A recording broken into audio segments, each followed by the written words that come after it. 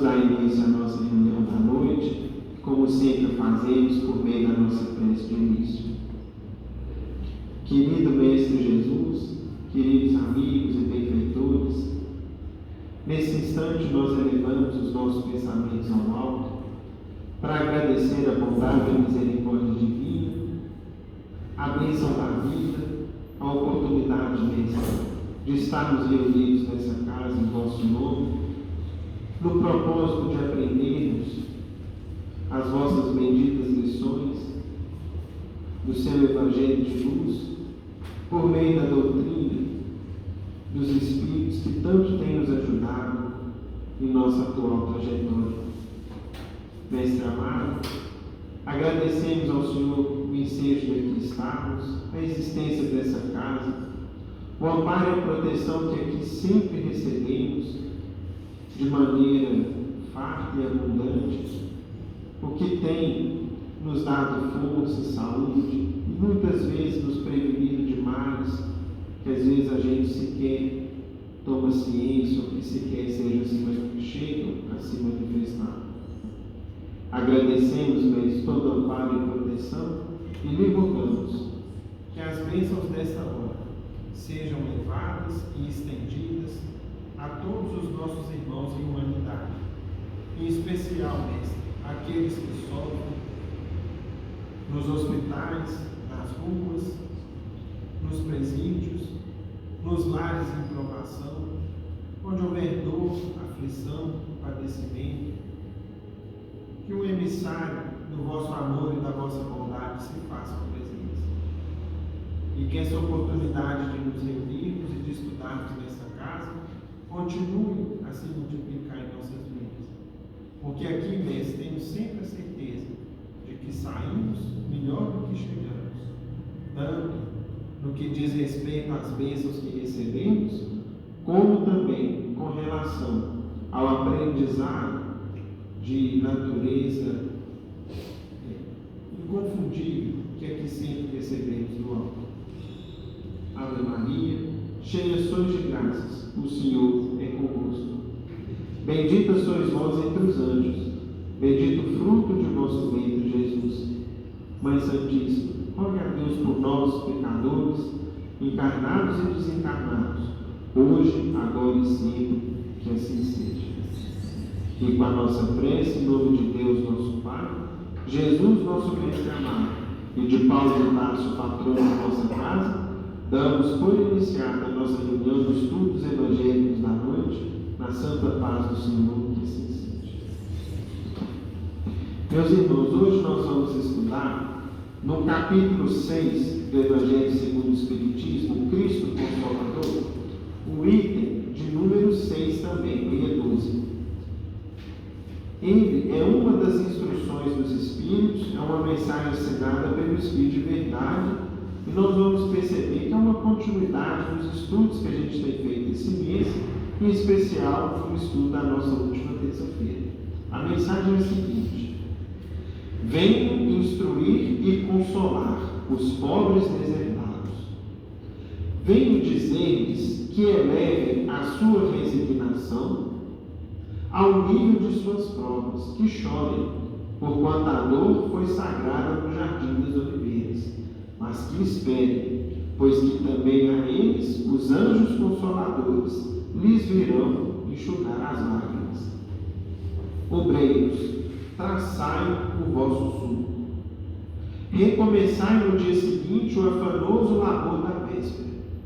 O trabalho das vossas mãos vos fornece aos corpos o pão terrestre. Vossas almas, porém, não estão esquecidas. E eu, o jardineiro divino, as cultivo no silêncio dos vossos pensamentos. Quando soar a hora do repouso e a trama da vida se vos escapar das mãos e vossos olhos se fecharem para a luz, sentireis que surge em vós e germina a minha preciosa semente. Nada fica perdido no reino de nosso Pai, e os vossos suores e misérias formam um tesouro que vos tornará ricos nas esferas superiores, onde a luz substitui as trevas e onde o mais desnudo dentre todos vós será talvez o mais resplandecente.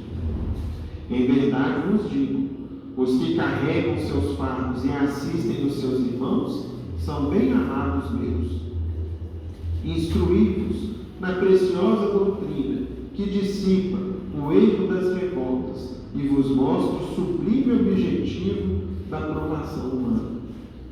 Assim como o vento varre a poeira, que também no sopro dos espíritos dissipe os vossos despeitos contra os ricos do mundo, que são, não raro, muito miseráveis, porquanto se acham sujeitos a provas mais perigosas do que as vossas. Estou convosco e meu apóstolo vos instrui. Bebei na fonte viva do amor e preparai-vos, cativos da vida, a lançar-vos um dia, livres e alegres, no seio daquele que vos criou fracos, para vos tornar perfectíveis, e que quer modeleis vós mesmos a vossa maleável argila, a fim de seres os artífices da vossa imortalidade. O Espírito de Verdade, Paris, 1861. Passamos a palavra ao Sr. Evandro para que ele dê início. Sim. Nós temos ainda, meus amigos, uma pergunta do livro Consolador relacionada com uma passagem do Evangelho, que é de número 282, que é a seguinte: se devemos considerar o Velho Testamento como a pedra angular da revelação divina, qual a posição do Evangelho de Jesus na educação religiosa dos homens? Resposta: o Velho Testamento é o alicerce da revelação divina. O Evangelho é o edifício da redenção das almas. Como tal, devia ser procurada a lição de Jesus, não mais para qualquer exposição teórica, mas visando cada discípulo ao aperfeiçoamento de si mesmo, desdobrando as edificações do Divino Mestre no terreno definitivo do Espírito. Sr. Evandro. Que a paz de Jesus seja em nossos corações.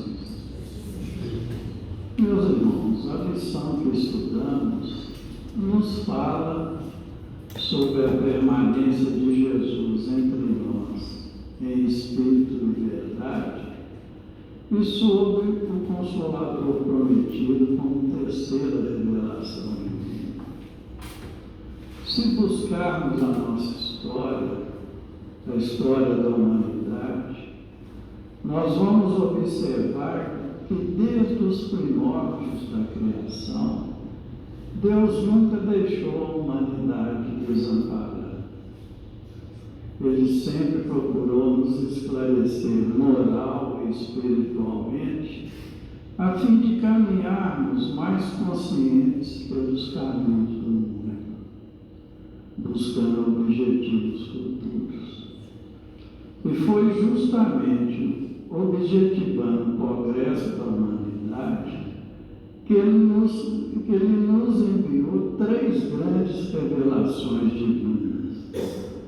A primeira grande revelação divina foi por intermédio de Moisés. Antes de Moisés, Deus era venerado por dezenas de denominações. Havia o Deus da chuva, o Deus do sol, o Deus da noite, o Deus do dia, da dor. Havia um Deus para cada coisa. Deus então deu a Moisés a missão de esclarecer a humanidade que ele era no sol. Assim Moisés, cumprindo a sua missão, revela ao mundo o nosso Pai Criador, como um Pai, como um Deus único, soberano Senhor, Criador de todas as coisas, e lançou a base da verdadeira fé através dos mandamentos de sua lei. Então, a primeira grande revelação divina, na primeira grande revelação divina, Deus disse a Moisés: fortaleça meus filhos a fé, vá até eles e diga a eles para se fortalecerem em mim, através dos meus mandamentos, se fizerem isso, serão felizes. Mas devido ao atraso espiritual das criaturas da época, houve uma necessidade de Moisés adaptar os 10 mandamentos da lei de Deus às leis humanas, leis criadas por ele, que ele atribuiu como de origem divina. Então o Deus que Moisés havia revelado, era um Deus vingativo, um Deus que punia quem violasse a sua lei. Isso para conter, através do temor da ameaça de uma pena rigorosa, as criaturas da época, porque os homens naquela época eram criaturas animalizadas, pouco evoluída, ignorante, extremamente apegada às coisas materiais. Eram criaturas que a vida para elas não passavam além do túmulo de um cemitério. Viviam como animais, só para comer, dormir e sobreviver. Ou seja, não tinham nenhum objetivo espiritual, nenhum objetivo futuro. Hoje, nos nossos dias, ainda encontramos criaturas que vivem assim, sem nenhum objetivo espiritual ou futuro. Então, Moisés foi o grande iniciador da revelação divina. Isso Emmanuel nos esclarece na questão 282 do livro Consolador que estudamos, nos falando. O Evangelho é o edifício da redenção das almas, sendo o Velho Testamento o alicerce desse edifício através da revelação divina. Isso porque foi Moisés que escreveu os 5 primeiros livros do Velho Testamento, que é a base da revelação divina.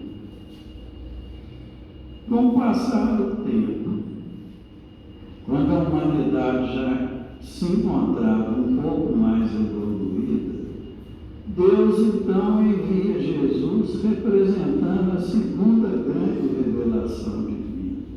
Então Jesus veio para confirmar da antiga lei o que era eterno e divino e rejeitar o que era transitório, puramente disciplinar, criado por Moisés. Jesus então, acrescentando os ensinamentos, a lei de amor, revelando os deveres para com Deus e para com o próximo, aconselha: amai a Deus sobre todas as coisas e o próximo como a si mesmo.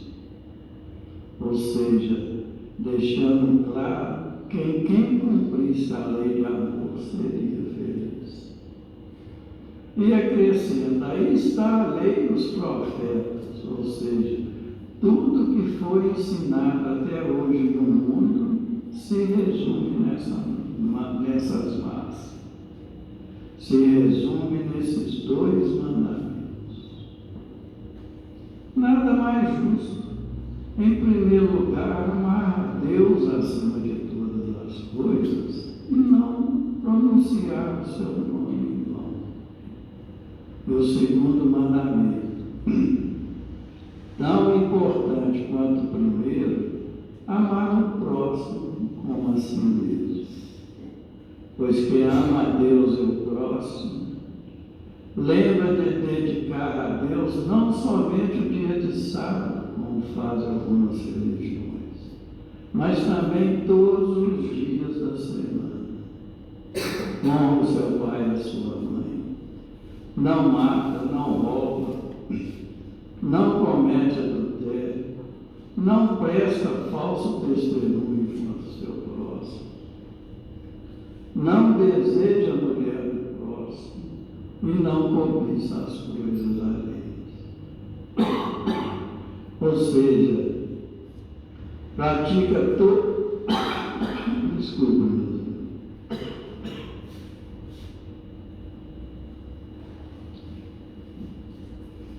ou seja, pratica todos os mandamentos da lei de Deus. Mas apesar do Evangelho de Jesus ser o mais perfeito código de conduta moral que a humanidade já teve conhecimento, naquela época ele não podia ser revelado totalmente por causa do atraso espiritual das criaturas da época, das pessoas da época. Seria como ensinar matéria de faculdade para alunos do primeiro ano primário. Ninguém iria entender nada.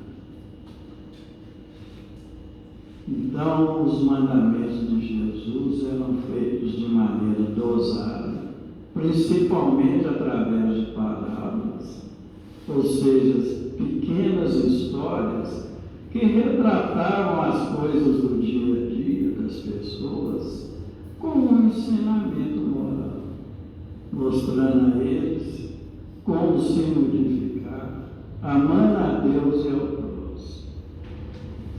Mas como eles eram muito apegados nas tradições, os sacerdotes e os religiosos da época começaram a comentar com o povo que Jesus queria era destruir a lei de Deus.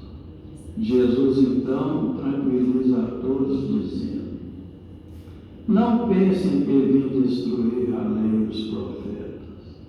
Não os vim destruir, mas cumpri-los. Porque em verdade lhes digo que o céu e a terra não passarão, sem que tudo o que se encontra na lei esteja perfeitamente cumprido, enquanto reste um único iota e um único ponto. São dos registros de São Mateus, capítulo 5, versos 17 e 18. Jesus então revela Deus como um Pai misericordioso, bom e justo, e chama a si todos os que sofrem, conforme consta também nos registros de São Mateus. Venham a mim todos vós que estáis aflitos e sobrecarregados, que eu vos aliviarei. Tomai sobre vós o meu jugo e aprendei comigo, que sou brando e humilde de coração, e encontrareis repouso para as vossas almas, pois é suave o meu jugo e leve o meu fardo. São Mateus capítulo 11, versos 28 a 30.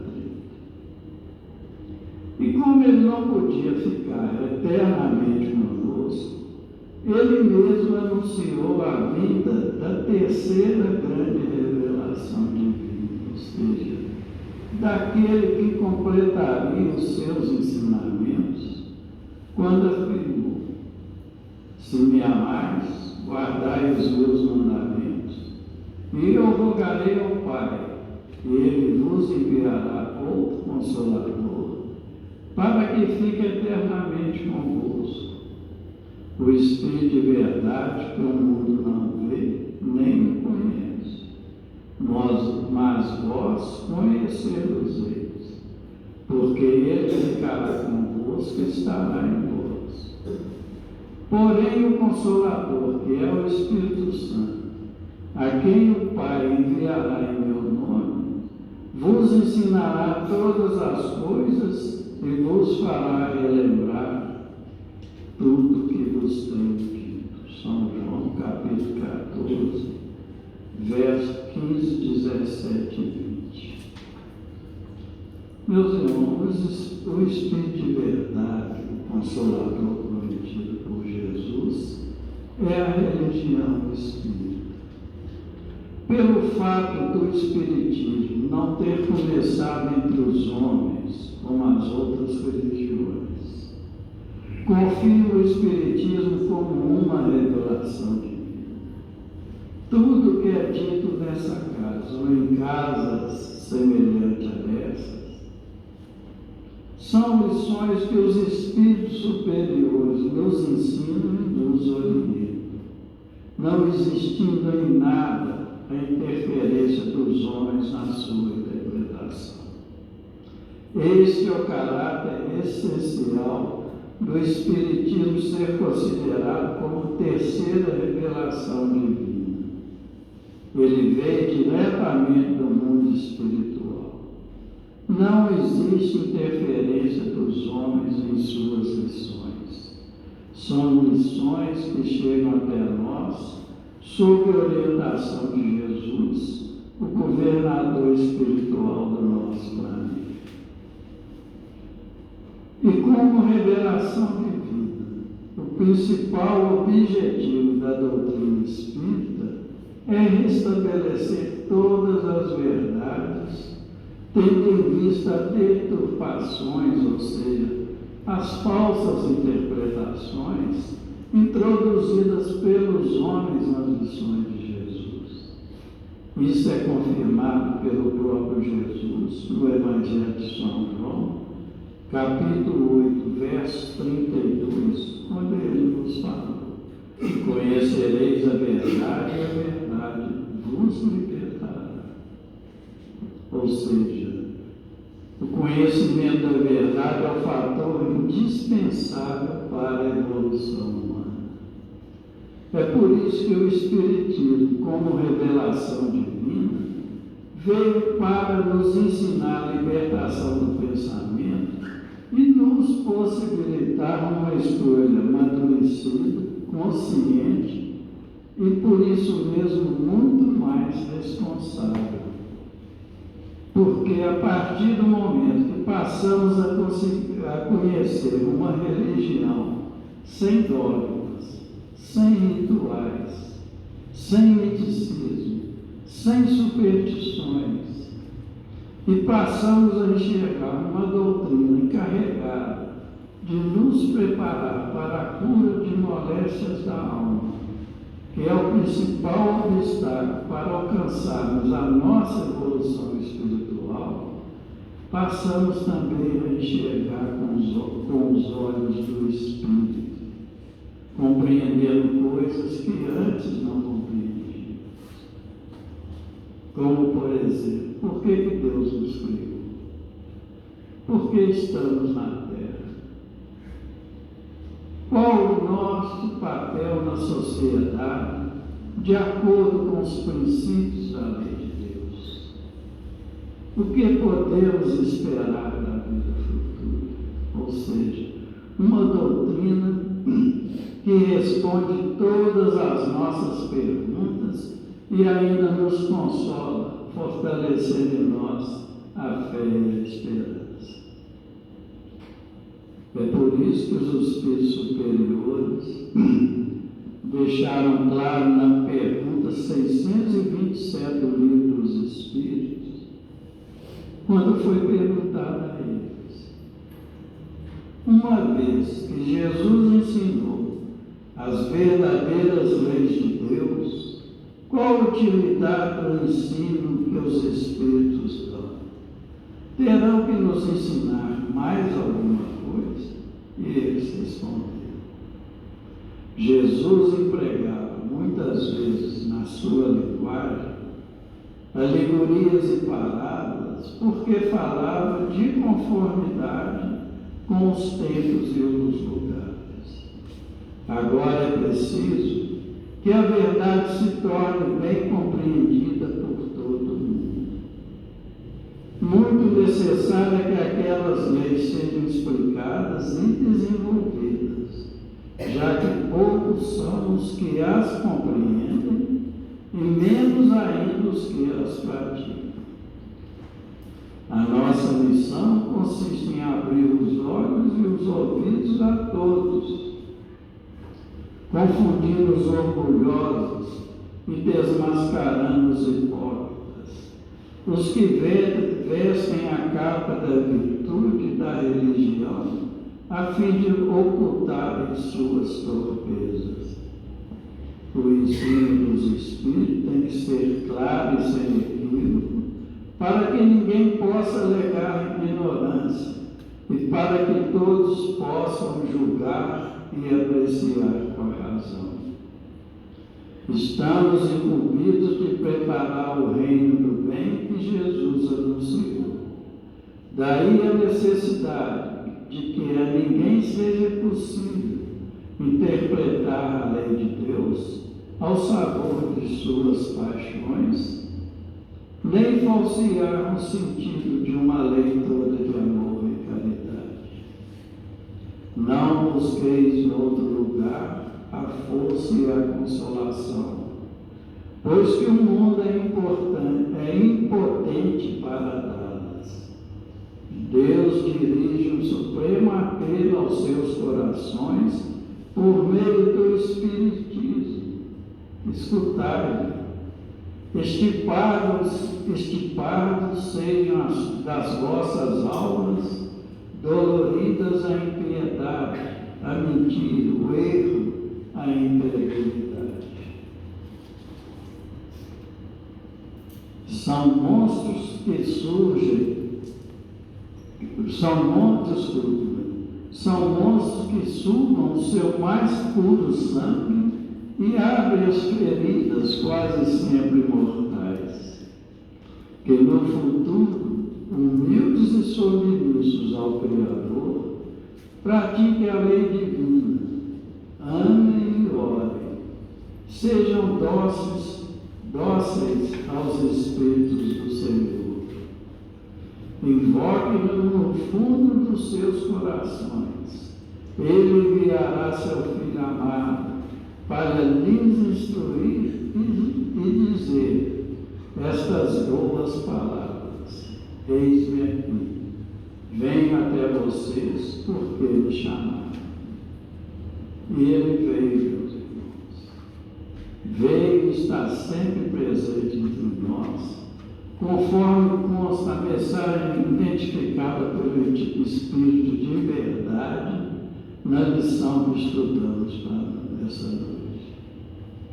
E é parafraseando a mensagem que vamos identificar que foi Ele que nos enviou essa mensagem. Ele nos fala na mensagem: venho ensinar e consolar os necessitados. Venho dizer-lhes que elevem a sua resignação ao nível das provas e que chorem, porquanto a dor foi aceita no jardim das oliveiras e transformada no instrumento de redenção e resgate, convidando os aflitos e sofredores a aceitar com resignação e esperança as aflições, pois o Consolador prometido seria enviado para aliviá-las. Espíritas, traçai o caminho, recomeçai no dia seguinte o trabalhoso esforço de evolução. Vossas almas não estão esquecidas. O trabalho é constante e íntimo, focado na transformação interior, quando os vossos olhos se fecharem para a luz. Nada se perde no reino do Pai. A luz substitui as trevas, onde o pobre será o mais vitorioso, se merecer. A preciosa doutrina dissipa as trevas, os erros e as revoltas, vos mostrando o sublime objetivo da provação humana. Não invejei os ricos do mundo, são muitas vezes mais miseráveis que vós. Meus apóstolos, os espíritos superiores, vos instruem a fim de que no futuro, de simples e ignorante, vos transformais em criaturas perfeitas. Espírito de Verdade, Paris, 1861. Meus irmãos, nós encontramos na arena do mundo, onde as lutas são grandes, e o caminho a percorrer por todos nós são muitas vezes árduo, duro e muito difícil devido aos compromissos decorrentes de nossas vidas vividas, de nossas vidas passadas. Então é necessário ter fé.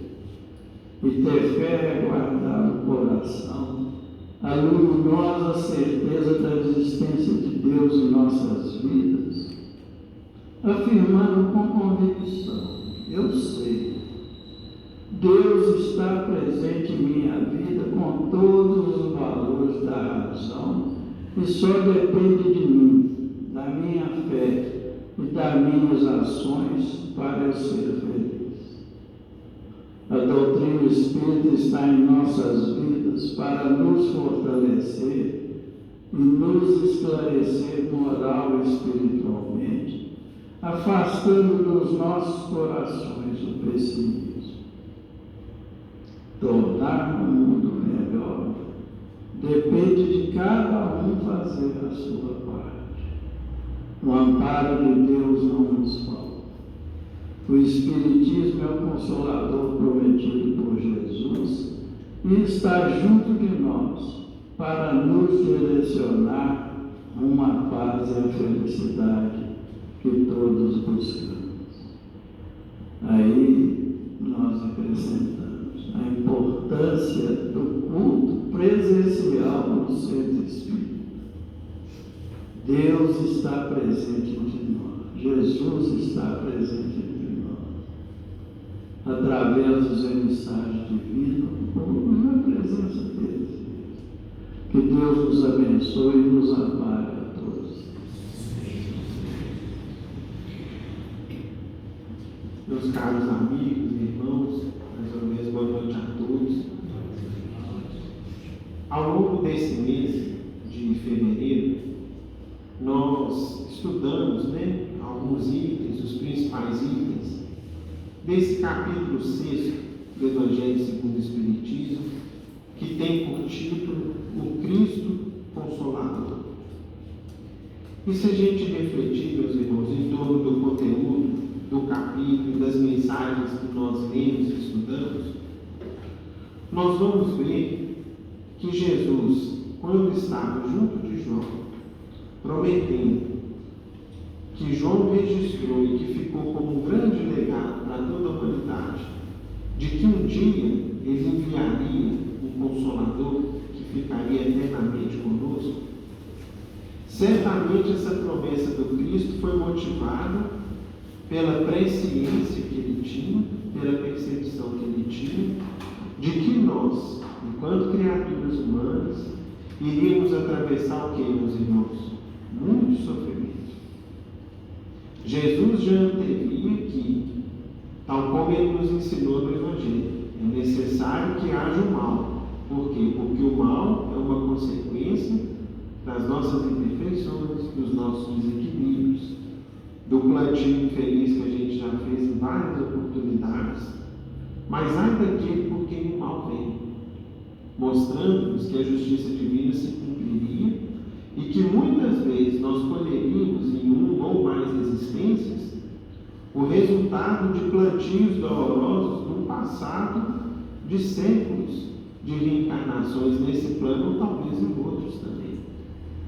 E diante, às vezes, de tanta dor, de tanto sofrimento, de tantas lutas e dificuldades, como reerguer a criatura humana, que às vezes se vê às voltas ou envolvida em situações de sofrimento, às vezes indescritível, como fazer com que a criatura reerga, saia da tristeza, do choro, das lamentações, do derrotismo, ou às vezes até mesmo da autopunição ou da automartirização, ou seja, a pessoa às vezes se vê envolvida num erro, numa falha, numa dificuldade, identifica a sua cota de participação, a sua culpa, os seus deslizes.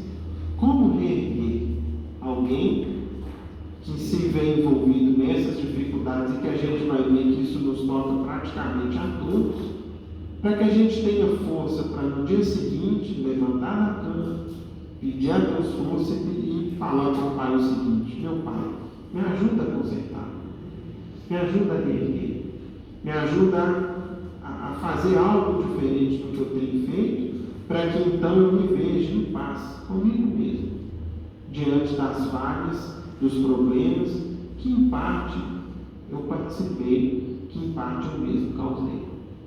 Então, meus irmãos, nós precisamos do Consolador. Nós precisamos de compreender o Evangelho de Cristo, à luz da doutrina espírita, para que a gente então veja o seguinte: olha, nós estamos dentro da eternidade. Não no sentido de procrastinarmos, de adiarmos o que precisa ser feito sob o argumento que nós temos muito tempo pela frente. Não é isso, conforme a gente estudou na terça passada. Mas para a gente chegar à seguinte conclusão: se o trabalho é grande, se o que eu tenho a fazer é algo muito extenso, se o prejuízo, se o mal que eu causei, se as pessoas a quem eu magoei e feri são muitas, deixa eu já começar agora, para que lá na frente não tenha tanta coisa a mais para ser feita. E aí então, em vez de procrastinar, a gente já começa logo o trabalho que nos compete. Agora, para isso, meus irmãos, foi necessário que nós compreendermos as razões por detrás da dor. Porque quando a gente não compreende o motivo da dor na vida humana, atribuindo a dor ao azar, à má sorte, à coincidência, ao acaso, ao fortuito, ou ao mal que alguém nos fez, transferindo a culpa para uma ou para outra pessoa, a gente então não partir para o verdadeiro trabalho de modificação individual. A gente jogava a culpa aqui e ali, e nisso a gente não atingia o cerne, a verdadeira causa dos males que nos afligem, estão dentro de nós. Foi preciso nós compreendermos a razão da dor, as causas atuais e anteriores das aflições, conforme a gente estuda, por exemplo, aqui no capítulo 5 do Evangelho segundo o Espiritismo. Para então, compreender as razões da dor, nós partimos para construir uma nova caminhada daqui por diante. E essas lições, meus irmãos, têm uma importância tão grande, tão decisiva na nossa vida, que muitas vezes, ao contato delas, nós vamos evitar situações extremas, como a prática de um crime, o auto-extermínio, a tristeza excessiva que vira aí um processo doentio e deixa a pessoa anos e anos em cima de uma cama se lamentando, e outras tantas situações. E a gente tem que ter consciência disso, seja para nós que hoje podemos nos considerar numa vida relativamente em paz ou tranquila, mas a gente tem que pensar o seguinte: se hoje eu não estou atravessando essas situações, alguém do meu lado está. Porque muitos de nós aqui trazemos às vezes dores, aflições e problemas que nós desconhecemos uns dos outros. Às vezes sob a aparência da cordialidade, da gentileza e da alegria, quantos problemas às vezes a gente está atravessando. O Chico tinha uma frase bonita que dizia o seguinte: que o espírita chora escondido para sorrir em público. Porque eu não posso agravar os sofrimentos de quem está do meu lado. Eu não posso transferir para ele as minhas dores, angústias e preocupações. Eu tenho que transferir bom ânimo, otimismo, entusiasmo, ao passo que muitas vezes estamos passando por sofrimentos difíceis. Ou, se a gente ainda não está e tem alguém que esteja ao nosso lado, nós podemos ser o quê? Um veículo de consolo, de fortaleza, de paz, de serenidade para quem está à nossa volta convivendo conosco. E mais, meus irmãos, muitas vezes na vida, essas lições que a gente lê, estuda, comenta, escuta ao longo de anos a fim, podem ser também a preparação para um momento decisivo que está por vir na nossa existência. Às vezes a gente é preparado uma vida inteira para um sofrimento que vai chegar. Está na nossa programação espiritual. E naquela hora decisiva, às vezes nós vamos ser colocados a teste. Para ver até que ponto que aquilo que eu sempre falei, que eu sempre defendi, que eu sempre divulguei, que eu sempre difundi como expressão da verdade, até que ponto eu vou ter forças para sustentar aquilo na minha conduta pessoal. Pois bem, Como uma primeira página para ilustrar o nosso estudo de hoje, nós vamos aqui relembrar, meus amigos, uma página que nós já lemos em outras oportunidades, mas que mostra para a gente a força desse Consolador que o Cristo nos prometeu. Não é à toa que na nossa mensagem lida no início do estudo de hoje, o Espírito de Verdade nos fala assim, venho instruir e consolar os pobres deserdados. Ou seja, a grande finalidade da doutrina, tal como aconteceu com o cristianismo, é dirigir-se ao coração, aos ouvidos e à mente de quem está sofrendo, para reerguer, para amparar, para fazer com que ela tenha forças para reerguer e continuar sua caminhada. E mais, instruí-vos na preciosa doutrina que dissipa o erro das revoltas e vos mostra o sublime objetivo da provação humana. Ou seja, por meio do Espiritismo nós temos aprendido que quanto mais a gente sofre, mais a gente aprende. Quanto mais eu sofro, mais débitos do meu passado eu estou liquidando. E, portanto, o sofrimento, por mais intenso que seja, jamais deve ser lamentado. O que o apóstolo Paulo nos ensinava? Em tudo, dai graças. Agradeça o sofrimento e a dor. Ela é sua escola, é sua lição. Se não fosse o sofrimento e a dor, você estaria acomodado, sendo a velha criatura que você é, talvez há séculos, ou há décadas, ou já há algum tempo. Pois bem, meus amigos, vamos então ver essa lição que está contida no livro O Espírito da Verdade, ditada por Hilário Silva, que envolve um episódio com o próprio codificador, com Kardec, e que serve para a gente de estímulo, para que a gente não guarde conosco essas lições, essas verdades, esses livros, que tanto têm nos ajudado, para que a gente estenda a quem estiver à nossa volta, porque talvez pode fazer uma grande diferença na vida de quem sofre, que está ao nosso redor. Allan Kardec, o codificador da doutrina espírita, naquela triste manhã de abril de 1860, estava exausto, acabrunhado, fazia frio. Então, contextualizando, a essa época nós já tínhamos o Livro dos Espíritos publicado, mas nós ainda não tínhamos os demais livros da codificação. Inclusive, essa obra que nós estamos estudando, o Evangelho segundo o Espiritismo, vem em 1864. Apesar da consolidação da Sociedade Espírita de Paris e da promissora venda de livros, escasseava, ou seja, faltava o dinheiro para a obra gigantesca que os espíritos superiores lhe haviam colocado nas mãos. A pressão aumentava. Cartas sarcásticas, ou seja, de zombaria, muitas vezes descaridosas, avolumavam-se em sua mesa. Quando mais desalentados se mostravam, então vejamos, meus amigos, Kardec teve momentos de desânimo. Por que nós, em meio às nossas lutas e dificuldades, às vezes não vamos passar por dias ou momentos assim? A gente só não pode estacionar neles. Começou o desânimo e a tristeza, acende o alerta, faz uma prece, vem para a fraternidade, toma um passo, pede a Deus força para a gente seguir em frente. Kardec não tinha isso à disposição dele. Só que a bondade divina reservava para ele um novo estímulo, que é o que nós vamos ver aqui. Quando mais desalentado se mostrava, chegou sua paciente esposa, Madame Rivail, a doce Camille, a entregar-lhe certa encomenda cuidadosamente apresentada.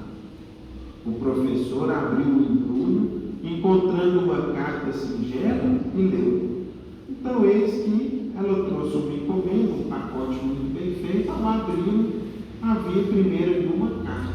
E a carta dirigia-se a Kardec nos seguintes termos: Senhor Allan Kardec, respeitoso abraço.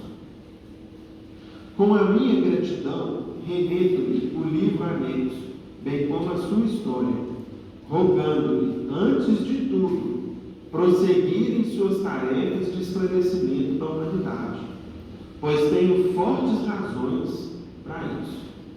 Então, meus irmãos, guardadas as gigantes proporções entre o codificador e nós, né, que nos dedicamos aqui na tarefa dessa casa, em suas múltiplas tarefas que a casa possui, é como se alguém que sofre nos pedisse também: não pare de trabalhar, continue. Muitas vezes vocês estão salvando pessoas sem perceber. Voltando para cá, então o que ele dizia em primeiro lugar? Continue suas tarefas de esclarecimento da humanidade, pois tem fortes razões para isso.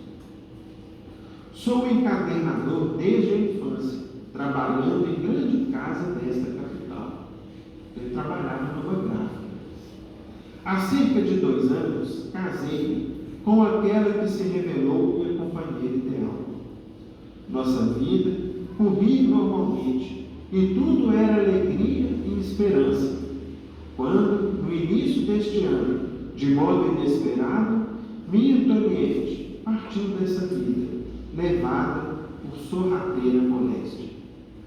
Então vejamos aqui o que aconteceu com ele. Recém-casado, havia 2 anos, amava, estimava muito a esposa, a companheira, vivia ali, né? Certamente as lutas do dia a dia, mas tinha uma convivência de alegria, de paz dentro da casa dele, até que, de maneira completamente inesperada, ela adoeceu e desencarnou.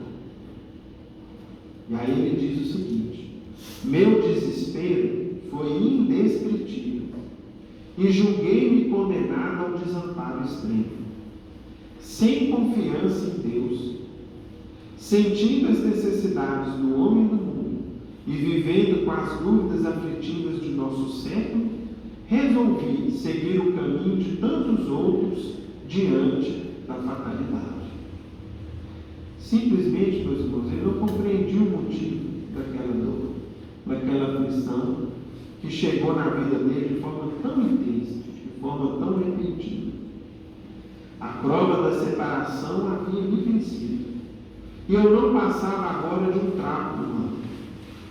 Faltava ao trabalho, e meu chefe, reto e ríspido, ameaçava-me com a dispensa. Minhas forças acabavam. Namorei por diversas vezes o Senna e acabei planejando o suicídio. E aqui, contextualizando para a gente, o Senna, né? É o rio que corta a cidade de Paris, tem várias pontes sobre ele, e infelizmente ao longo dos anos, né, muitos irmãos nossos acabaram perdendo a vida ali, como em outras pontes, enfim. É um ambiente, às vezes, onde essa situação triste muitas vezes aconteceu. Seria fácil não sei nadar, pensava. Sucediam-se noites de insônia e dias de angústia.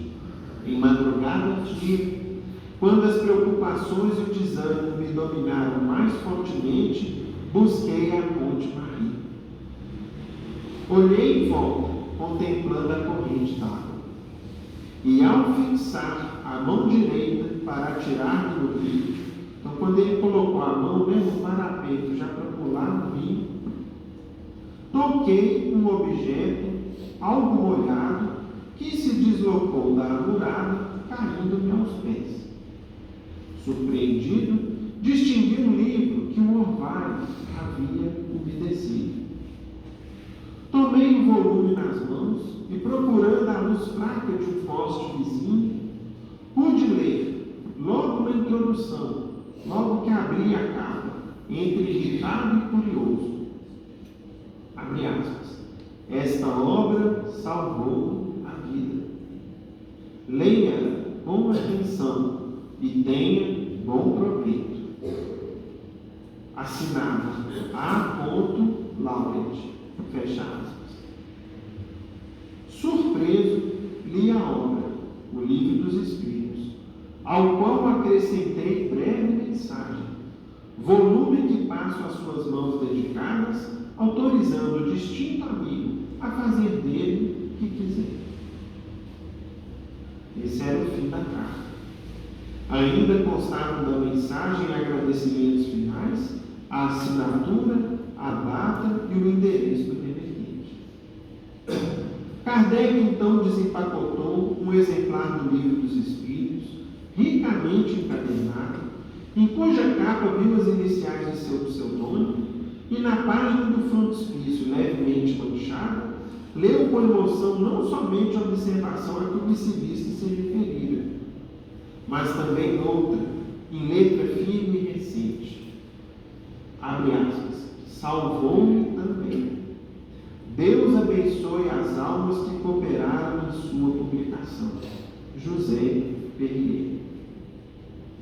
Após a leitura daquela carta, o professor Rivail experimentou nova luz apanhá-lo por dentro. Conchegando o livro ao peito, raciocinava, não mais em termos de desânimo ou sofrimento, mas sim com forte e radiosa esperança. Era necessário, era preciso continuar. Desculpar as injúrias, abraçar o sacrifício e desconhecer as pedradas e ofensas. Diante de seu espírito agitava-se um mundo necessitado de renovação e consolo. E aí, meus irmãos, a gente faz um paralelo.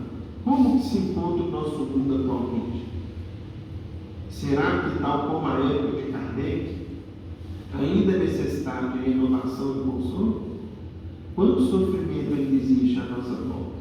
E quanta ignorância, quantas realidades da alma e do espírito? Allan Kardec levantou-se da velha poltrona, abriu a janela à sua frente, observando a via pública, onde passavam operários e mulheres do povo, crianças e velhinhos. O notável obreiro da grande revelação respirou a longos haustos e, antes de retomar a caneta para o serviço costumeiro, levou o lenço aos olhos e limpou uma lágrima. Essa página é intitulada A um Cego. Então, meus irmãos, o que aconteceu com o codificador, conforme a gente dizia, guardadas as proporções, acontece conosco em nossa atualidade. Porque a ignorância, a necessidade do consolo, do entendimento das dores, do esclarecimento em torno de tudo aquilo que nos acontece, é uma necessidade de primeira ordem da humanidade como um todo. Não somente à nossa volta, dentro da nossa sociedade, da realidade de nós enquanto brasileiros, mas se a gente for ver, é uma realidade que atinge todo mundo, toda a humanidade.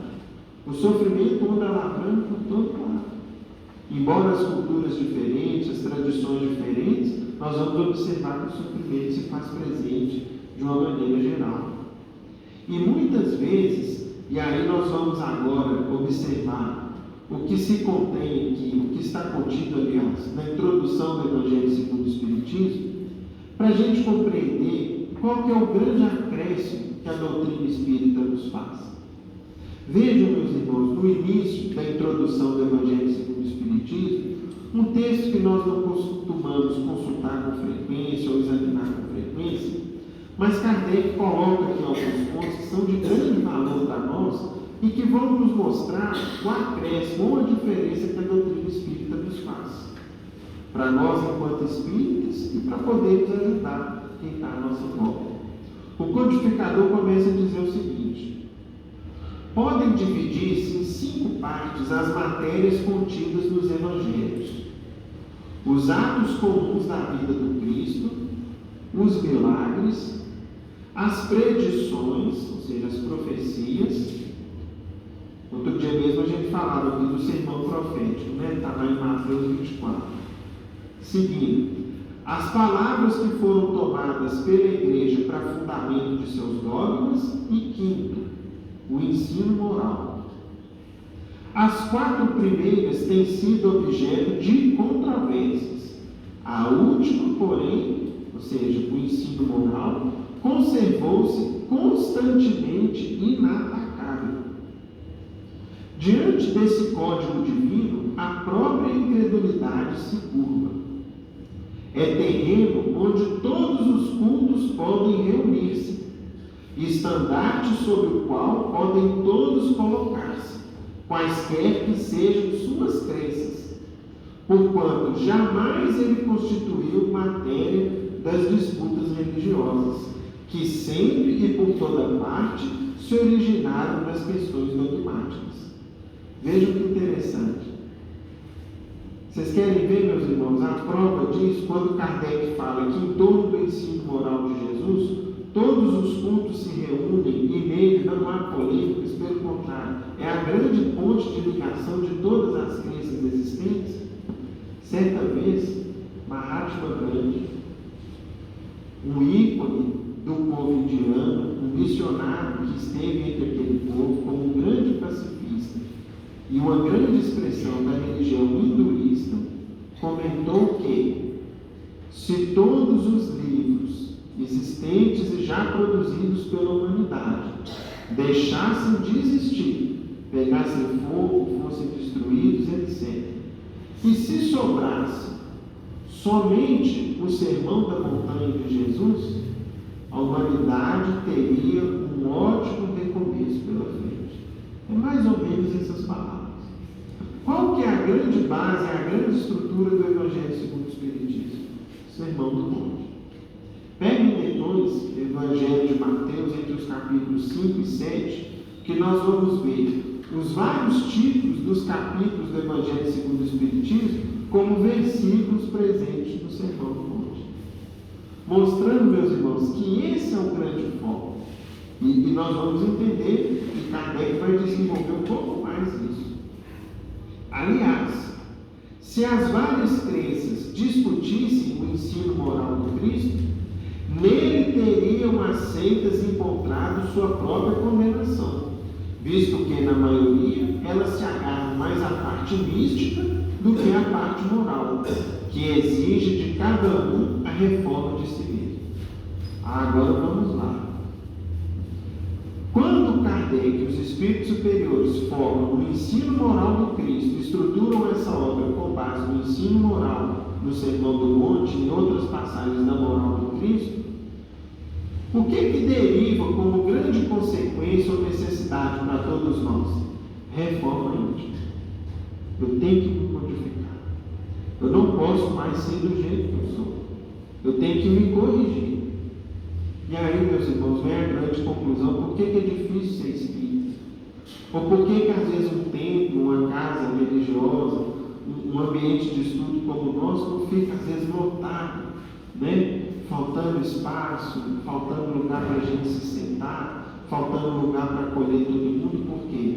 É difícil ser espírita verdadeiramente. Por quê? O que está lá para a gente no próprio Evangelho segundo o Espiritismo sobre o verdadeiro espírita? Reconhece-se o verdadeiro espírita pela sua transformação moral e pelos esforços que emprega em domar as suas más tendências. Para quem que é fácil isso? Para ninguém. Basta a gente ver as nossas más tendências, as dificuldades que a gente ainda traz conosco. É muito mais, às vezes, cômodo para nós nos ligarmos às práticas exteriores da fé, às quais nós nos acostumamos, meus amigos, ao longo de séculos. Nós vivemos ao longo de séculos reencarnando na humanidade, nos acostumando, por exemplo, a ir a um templo religioso e achar que a nossa obrigação com Deus está cumprida. Ou casarmos na igreja, ou batizar um filho na igreja, ou cumprirmos um ou outro ritual, uma ou outra recomendação, e achar que isso por si só bastava. Quando, ao resgatarmos o Evangelho em sua pureza, Jesus e os Espíritos superiores mostram para a gente o seguinte: olha, você pode atravessar a sua vida indo em qualquer templo religioso, inclusive no centro espírita. Mas se você não se modificar, meu amigo, você só está agravando a sua responsabilidade. Porque você vai estar mais consciente dos seus erros e do que você precisa se corrigir. Então, nada mais é do que um acréscimo de responsabilidade. Nós vimos e não nos mudarmos. Continua Kardec dizendo aqui na introdução: para os homens em particular, constitui aquele código uma regra de proceder que abrange todas as circunstâncias da vida privada e da vida pública. Ou seja, o Evangelho, em seu ensino moral, é um grande roteiro de conduta para nós, na vida pública e na vida privada. O princípio básico de todas as relações sociais que se fundam na mais rigorosa justiça. É, finalmente, acima de tudo, o roteiro infalível para a felicidade, futura, que nós vamos começar a construir. Nós não vamos usufruir dela aqui ainda não, mas nós vamos construí-la. O levantamento de uma ponta do véu que nos oculta a vida futura. Essa parte é que será objeto exclusivo dessa obra. Vejam que interessante, né? No parágrafo seguinte, para a gente continuar relembrando e conhecendo aqui um pouquinho da introdução do Evangelho. Toda gente admira a moral evangélica. Todos lhe proclamam a sublimidade e a necessidade. Muitos, porém, assim se pronunciam por fé, confiados no que ouviram dizer, ou firmados em certas máximas que se tornaram proverbiais. Ou seja, talvez a gente já afirmou por mais de uma vez o seguinte: olha, Jesus é o caminho, a verdade e a vida. Aí Kardec diz em seguida o seguinte para a gente: poucos, no entanto, conhecem a fundo a moral evangélica, e menos ainda são os que a compreendem e lhe sabem deduzir as consequências. A razão está, por muito, na dificuldade que apresenta o entendimento do Evangelho, que para o maior número dos seus leitores é ininteligível. Então, meus irmãos, vejam que interessante. Às vezes, muitas vezes eu já ouvi falar de pessoas que têm o hábito de pegar a Bíblia e ler, ou na sequência, ou aleatoriamente. Só que entre ler e compreender, existe o quê? Uma grande diferença. A compreensão é que modifica a nossa capacidade de pensar e de agir. Porque lermos por ler já é o primeiro passo. Importante. Que a gente podia estar empregando aquele tempo em outras finalidades. A leitura é o primeiro passo. Agora, a compreensão e a assimilação, aí sim, é um grande passo que a gente está em seguida. E aí, mais adiante, Kardec fala assim: muitos pontos dos evangelhos, da Bíblia e dos autores sacros em geral, só são ininteligíveis, ou seja, difíceis ou quase impossíveis de compreender, parecendo alguns até irracionais, por falta da chave que lhes permite apreender o verdadeiro sentido. Essa chave está completa no Espiritismo. Como já o puderam reconhecer os que o têm estudado seriamente, e como todos, mais tarde, ainda melhor o reconhecerão. Então, meus amigos, o que acontece conosco hoje? À medida que a gente estuda a doutrina, nas palestras, nas leituras, no conteúdo bom disponível na internet, nós vamos percebendo cada vez mais o seguinte: todo o Evangelho de Jesus é um conjunto coerente de ideias e de máximas. Portanto, não existe contradição efetiva nos ensinos do Evangelho. Qualquer contradição ou contrassenso é um erro interpretativo, um erro de tradução ou uma incompreensão de nossa parte. Por quê? Sendo Jesus a alma nobre, perfeita e de enorme elevação, conforme ele nos deu prova, ele iria falar algo incoerente entre si. Ou seja, Jesus ensinaria hoje uma coisa para amanhã ensinar outra, ou ensinar uma coisa hoje, amanhã ensinar uma coisa contrária, sendo um grande sábio, o maior dos sábios que a humanidade já viu. E aí, meus irmãos, ou seja, se alguma coisa nos aparece incoerente, é porque eu ainda não compreendi, é porque eu interpretei errado, é porque me foi explicado errado, é porque eu ainda não tinha a chave que decifrava e explicava aquela determinada passagem. Só para a gente dar um exemplo rápido.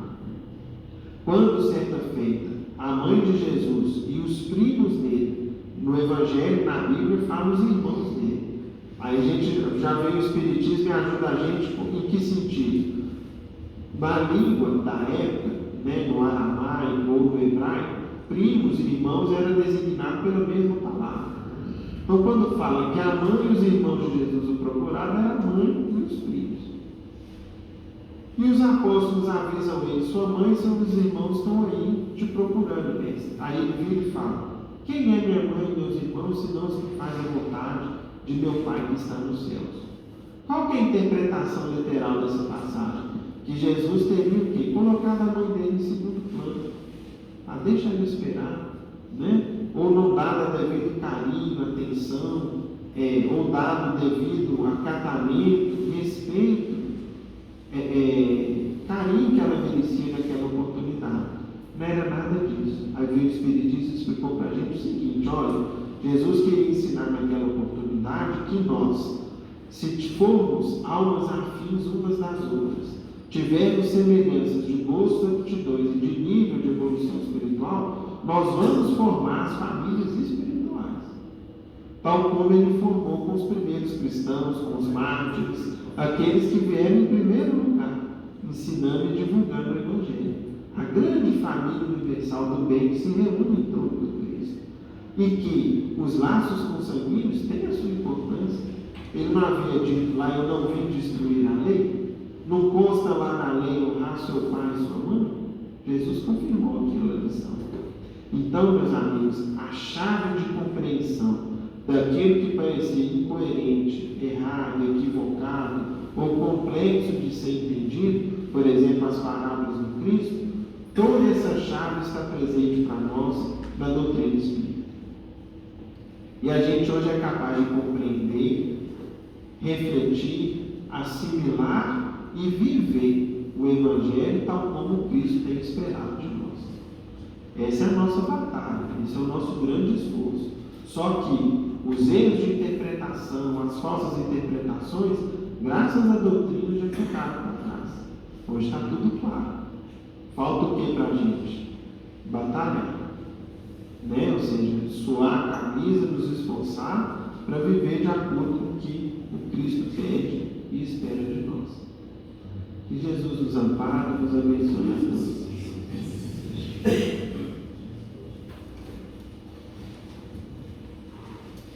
Dona Luciana, faz a prece para a gente.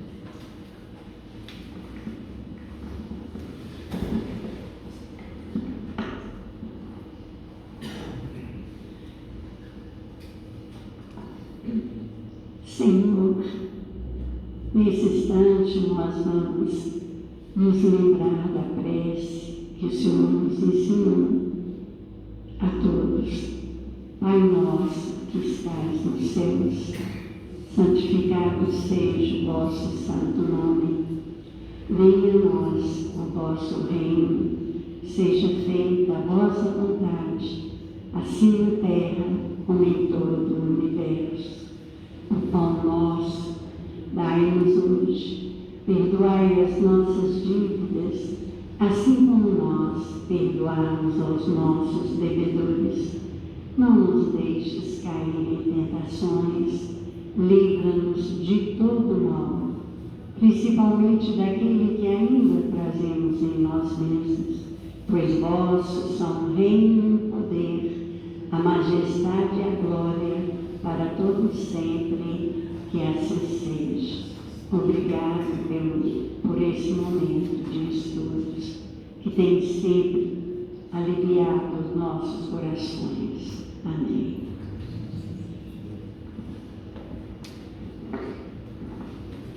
E com a nossa prece de agradecimento, em nome de Deus, nosso Pai, Jesus, nosso Mestre amado, e de Paulo de Tarso, patrono de nossa casa, agradecemos ao alto e damos por encerrada a nossa reunião de estudos evangélicos da noite, na santa paz do Senhor. Agora terão início os passos para a igreja.